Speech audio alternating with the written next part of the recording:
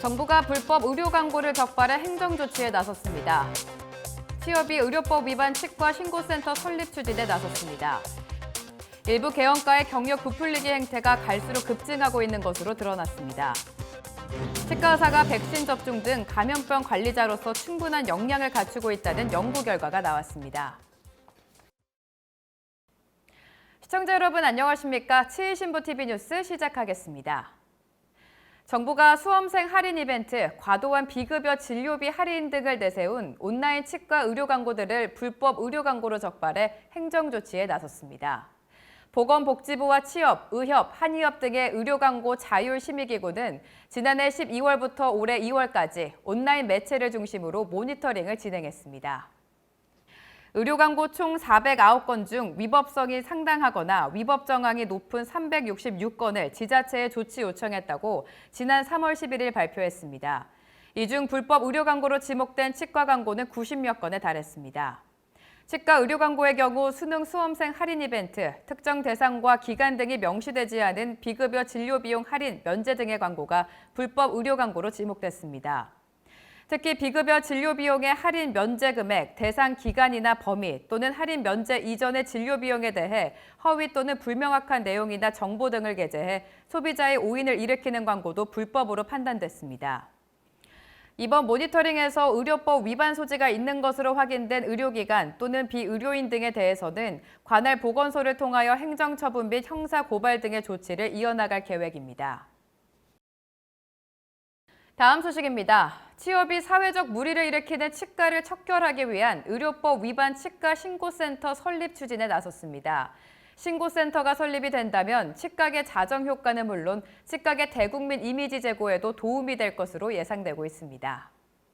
개원질서 확립 및 의료 영리화 저지 특별위원회가 지난 3월 4일 서울 모처에서 회의를 갖고 의료법 위반 치과 신고센터 설립에 관한 준비 현황을 두루 살펴보는 시간을 가졌습니다. 이날 회의에서는 신고센터 홈페이지 관련 논의를 포함해 포상 목록을 검토하는 한편 신고 메뉴 문구 설정 등 전반적인 논의를 이어갔습니다. 의료법 위반 치과 신고센터는 불법 의료 광고, 사무장, 무면허 치과, 불법 위임 진료 치과 등 전국적으로 의료법을 위반한 치과들을 척결하는 데 그 의미를 두고 있습니다. 윤정태 위원장은 의료법 위반 치과 신고센터 홈페이지를 제작 중에 있다며 신고를 통해 시정 조치가 없는 치과에 대해 의료법 위반 증거가 나타나면 즉각 고발 조치에 나서겠다고 강조했습니다. 계속해서 다음 소식 전해드립니다. 일부 개원가의 경력 부풀리기 행태가 갈수록 급증하고 있는 것으로 드러났습니다. 특히 치과 분야의 무단 사용 사례는 전체 업종의 절반 이상을 차지할 정도로 심각한 상황입니다.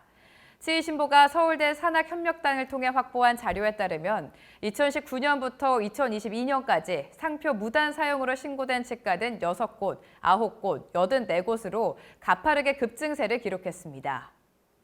특히 지난해 서울대 산학협력단의 상표 무단 사용으로 신고된 업체는 233곳 중 치과는 전체의 62%, 146곳을 차지하고 있습니다.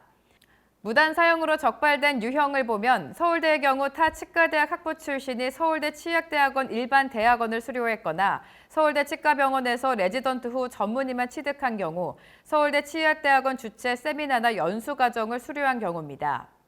또 서울대 타학부 출신이 타 치과대학, 치약 전문대학을 졸업한 경우도 있으며 심지어 가족이 서울대 출신임을 내세워 상표를 사용하는 황당한 사례도 포착됐습니다. 다음 소식입니다. 치과 의사가 백신 접종 등 감염병 관리자로서 역할을 수행하는 데 충분한 역량을 갖추고 있다는 연구 결과가 나왔습니다. 특히 미국 등 해외에서도 치과 의사 백신 접종이 이루어지고 있는 만큼 국내도 치과 의사의 권한이 확대돼야 된다는 조언입니다. 취업치과의료정책연구원이 발주한 연구에서 해외 치과 의사의 백신 접종 사례와 법률적 자격 요건 등 감염병 관리자로서 치과 의사의 역량을 다각도로 조사한 결과입니다. 특히 코로나19 팬데믹을 기점으로 전 세계적으로 백신 접종 수요가 급증하면서 치과 의사 백신 접종에 대한 인식이 크게 변하고 있는 점도 눈여겨볼 만합니다.